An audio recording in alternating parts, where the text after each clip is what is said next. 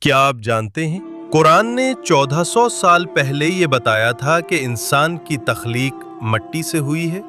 سورۃ المؤمنون آیت 12 وَلَقَدْ خَلَقْنَا الْإِنسَانَ مِنْ سُلَالَةٍ مِّن طِينٍ، اور ہم نے انسان کو مٹی کے جوہر سے پیدا کیا۔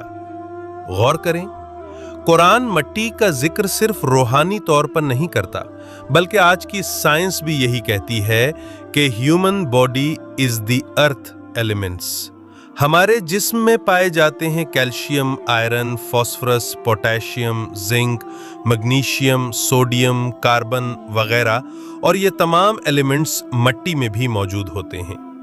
بائیولوجیکل پروف: انسانی خون میں جو آئرن ہے، ہڈیوں میں جو کیلشیم ہے، ڈی این اے میں جو فاسفورس ہے، یہ سب زمین کے عناصر سے آتے ہیں۔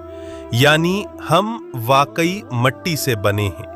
یعنی قرآن نے 1400 سال پہلے جو بات کہی، سائنس نے اسے آج ثابت کیا۔ سبحان اللہ۔